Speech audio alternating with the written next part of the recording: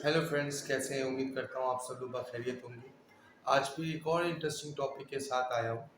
आज हम डिस्कस करेंगे कि ये बुलविप इफेक्ट क्या होता है। ख़ास तौर पर इन सप्लाई चेन में ये बुलविप इफेक्ट के क्या मुज़िर असरात हमारी प्लानिंग के ऊपर मुरतब होते हैं। हम इन तमाम चीज़ों को डिस्कस करेंगे इन डिटेल। अच्छा, बुल व्हिप से आप मुराद ये रखिए कि जिस तरह से एक हंटर होता है, अगर हम उसको एक सिरे से छोड़ते हैं तो उसका इम्पैक्ट टेल तक जाता है। इसी तरीके से प्लानिंग एंड सप्लाई चेन या किसी भी मैन्युफैक्चरिंग इंडस्ट्री के अंदर बुल व्हिप इफेक्ट हम किसे कहते हैं और उसका इम्पैक्ट क्या होता है। आपको बिल्कुल ही जनरल और कॉमन किसी टाइप की एग्जाम्पल से मैं समझाने की कोशिश करूँगा ताकि आपको को किसी किसी भी समझने में कोई प्रॉब्लम ना हो। आप एग्जाम्पल करें कि अचानक से कोई सीज़न आता है और कस्टमर अननोन कस्टमर्स भी आ जाते हैं और रूटीन के जो कस्टमर्स होते हैं वो तो होते ही हुए आपके।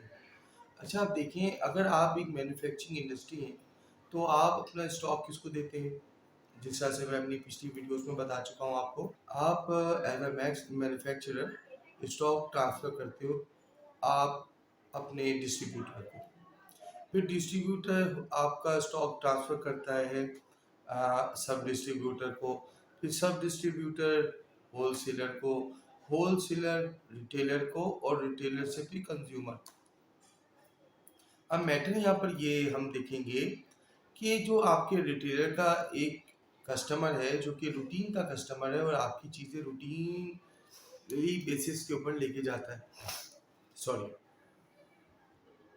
वो लेता है आपसे आपके रिटेलर से रोजाना 1 यूनिट, डेली 1 यूनिट वो आपसे लेता है। आपके रिटेलर से 1 यूनिट आपसे डेली लेता है और कंज्यूम कर लेता है। अब अचानक से वो आता है और कहता है कि आप मुझे उस चीज़ के 2 यूनिट दीजिए। अब रिटेलर क्या करता है? रिटेलर उसको 2 यूनिट देता है और वो ये अज्यूम कर लेता है खुद से कि ये जो एक्स प्रोडक्ट है इसकी डिमांड रेज हो गई है और मुझे इसका सेफ्टी स्टॉक अपने पास रखना चाहिए, जबकि ऑलरेडी उसके पास उस चीज़ का सेफ्टी स्टॉक होता है। अब रिटेलर अपने होलसेलर के पास जाता है और डेली उसके वो 1 कार्टन लेता था। अब वो उससे बोलता है कि 1.5 कार्टन दीजिए।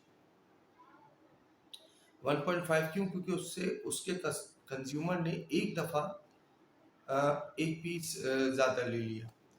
अब वो उससे 1.5 कार्टन ज़्यादा होलसेलर से लेता है। होलसेलर ये देखता है कि ये रूटीन का कस्टमर आया है और इसने अचानक से अपनी डिमांड में इजाफा कर दिया। इसका मतलब ये होता है कि इस प्रोडक्ट के अंदर थोड़ा सा इम्पैक्ट आ गया है और मुझे अब इसको ज़्यादा रखना चाहिए। होलसेलर चूँकि रोज़ाना 2 कार्टन की इन्वेंट्री रखता था, अब उसने अपने जो सब डिस्ट्रीब्यूटर था उससे 3 यूनिट्स की जो है वो डिमांड 4 यूनिट्स की डिमांड की, यानी उसने भी 1 यूनिट बढ़ा दिया। इसी तरह सब डिस्ट्रीब्यूटर ने डिस्ट्रीब्यूटर से बढ़ा दिया और डिस्ट्रीब्यूटर ने आपकी जो फैक्ट्री थी उससे, मैन्युफैक्चरिंग यूनिट था, उससे डिमांड रेस कर दी। अब यानी 1 यूनिट के इजाफे से कंपनी के पास जब डेटा पहुंचा तो पहुंचते पहुंचते वो 5 यूनिट मजीद बढ़ गया। अब कंपनी ने सोचा कि अगर मैं 1 यूनिट के 100 यूनिट्स बेचती थी, अब 105 की सेल आ रही है, तो अब मुझे अपना सेफ्टी बढ़ाना चाहिए। अब वो 1 यूनिट के बजाय 10 यूनिट कंपनी की तरफ रेस हुआ।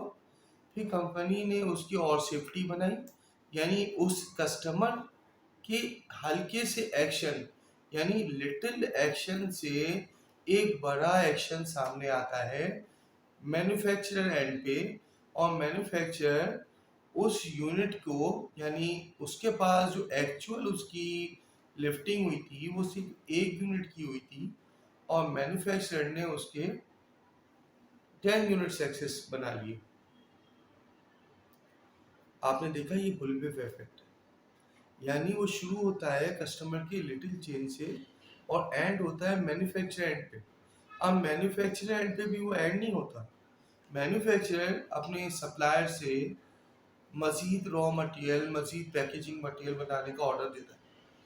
अब वो सप्लायर्स क्या करते हैं, उस डिमांड को देखते हुए कि ये फैक्ट्री का ये स्टॉक जो है वो चल रहा है, वो खुद ही से अज्यूम कर लेते हैं कि ये फैक्ट्री जैसी मांगेगी हम उनको दे देंगे, हमारी सेल लूज नहीं होगी, और वो मजीद उसके और यूनिट्स का रॉ मटेरियल अपने पास रख लेते, यानी एक्सेस बाइंग वो भी कर लेते, एक्सेस परचेजिंग आपकी मैन्युफैक्चरिंग यूनिट भी कर लेता है, फिर एक्सेस मैन्युफैक्चरिंग के साथ साथ एक्सेस मैन्युफैक्चरिंग ऑफ परचेजिंग करके साथ साथ मैन्युफैक्चरिंग भी कर लेता है। फिर इसी तरह मैन्युफैक्चरिंग जब हो जाती है तो वो लाइव फिनिश स्टॉक की सूरत इख्तियार कर लेता है रॉ मटेरियल के साथ साथ। फिर अगले दिन या कुछ दिन बाद ऐसा होता है कि वो कस्टमर दोबारा से 1 यूनिट पे आ जाता है, बल्कि वो 1 यूनिट पे भी नहीं आता, वो अपनी सेल लूज कर देता है, उसको ज़रूरत नहीं पड़ती। कहा तो वो एक कंसिस्टेंसी से ले रहा था, 2 पे आया, और 2 के बाद अब दोबारा 0 पे आ गया। अब आपका जो रिटेलर होता है वो 3 के बजाय 2 पे आ जाता है, फिर सब आपका जो होलसेलर होता है वो भी अपनी यूनिट वापस कम कर देता है, बल्कि और लूज कर देता है, मतलब मुझे भी नहीं चाहिए, मेरे पास स्टॉक है। फिर सब डिस्ट्रीब्यूटर होलसेलर के पास जब स्टॉक जा नहीं रहा होता तो सब डिस्ट्रीब्यूटर से स्टॉक रोक देता है, नहीं यार ज़रूरत नहीं है, अभी स्टॉक है मेरे पास, अचानक से डिमांड ख़त्म हो गई। फिर डिस्ट्रीब्यूटर फैक्ट्री से ख़त्म कर देता है कि नहीं यार अभी बहुत स्टॉक पड़ा हुआ है, ये कटता है तो फिर हम लोग मजीद करते हैं। तो यानी इफेक्ट देखा आपने, आप इफेक्ट ये देखें कि वो चीज़ जो जहाँ से शुरू हुई थी, अब सारा का सारा किसके ऊपर लोड पड़ता है, मैन्युफैक्चरिंग इंडस्ट्री के ऊपर, यानी जो भी XYZ इंडस्ट्री है। वो स्टॉक वहीं का वहीं अपनी जगह पे सेफ्टी फैक्ट्री के पास जमा हो जाती है, इन्वेंट्री पाइल अप हो जाती है, डेड स्टॉक बनने लग जाता है। अच्छा, इस किस्म की ये ख्वाहिश जो है वो इंसानी ख्वाहिश है।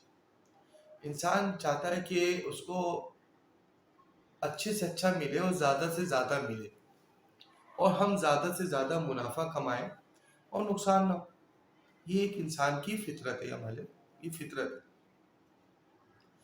इसी फितरत के हाथों मजबूर होके सारी की सारी डिमांड प्लानिंग और सारी की सारी आपकी MRPs, आपके परचेजर एंड पे, आपके वेंडर सप्लायर एंड पे सब कुछ डिस्टर्ब हो जाता है।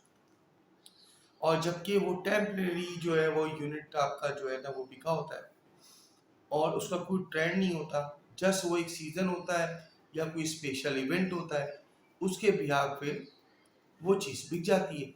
अगर मैं एग्जाम्पल दूँ, जनरल एग्जाम्पल दूँ, आपकी लोकेशंस में अचानक से कोई त्यौहार आता है, जैसे कोई मजहबी त्यौहार आता है, जिसमें आप लोग जो है आपकी दुकानों में अमूमन अगरबत्तियाँ बहुत कम नज़र आती हैं, ख़ासतौर पे पाकिस्तान में। कहीं कहीं कुछ जगह होती हैं जहाँ पर मखसूस दुकानदार 1-2 क्वांटिटी 6 पीसेस ऑफ अगरबत्ती रख लेते हैं। अचानक से मौके ऐसा इस्लामी या कोई ऐसा दीनी कोई ऐसा ओकेजन आता है रिलीजियस, तो लोग चाहते हैं वो दुकानों से में जाकर के अगरबत्तियाँ खरीद लेते हैं। अब दुकानदार क्या समझता है कि अगरबत्ती बिकने लग गई, अब वो भर भर के रखना शुरू कर देता है। फिर वो जैसे ही वो एक ख़ास टाइम पीरियड जो है वो ख़त्म हो जाता है, तो उसके बाद दोबारा स्टॉक पाइल अप हो जाता है और फिर ख़राब होने लग जाता है। एक और एग्जांपल आप देख लें कि हमारे रमज़ान के त्यौहार में जब आते हैं, रमज़ान आते हैं, तो एक ख़ास किस्म की मशरूब जो है वो बहुत हर दुकान पे अवेलेबल होती है और बड़ी कॉमनली मिल रही होती है। अच्छा, दुकानदार को यहाँ पर पता है कि सीज़न जो है ना वो आपका यहाँ तक है, खजूर बड़ी कॉमन हो जाती है, कुछ चीज़ें बड़ी सीजनल इनपुट दुकानदार रख रहा होता है, इसी तरीके से उनकी डिमांड में उस वक्त इजाफा होता है, लेकिन वो इजाफा परमानेंट नहीं होता, वो टेम्परेरी एक शॉर्ट पीरियड ऑफ टाइम के लिए होता है। आपने बुलविफ के इफेक्ट को अगर कम करना है तो आपने सीजन्स को देख के चलना है। सीजन्स की प्लानिंग आपने पहले से करनी है, स्पेशल ओकेजन की प्लानिंग आपने पहले से करनी है। अब अगर कोई इवेंट हो जाता है सडनली तो एक अलग बात है, लेकिन ओकेजन्स आपके जो भी त्योहार हैं वो सब प्लान्ड है, वो कोई चीज़ अचानक से नहीं होती।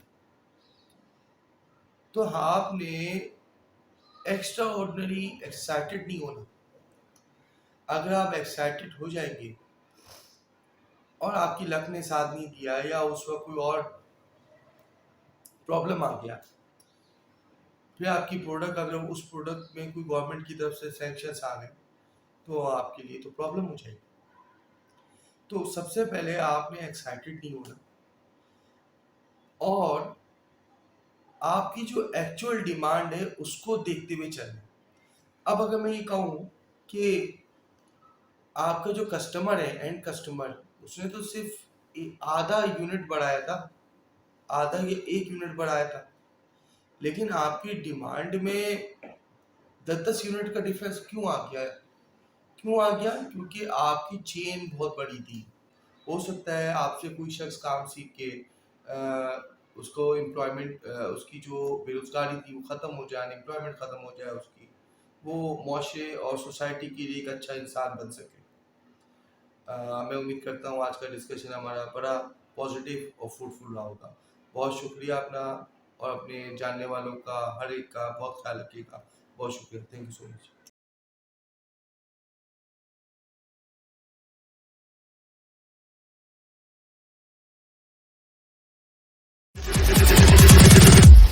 Here we go.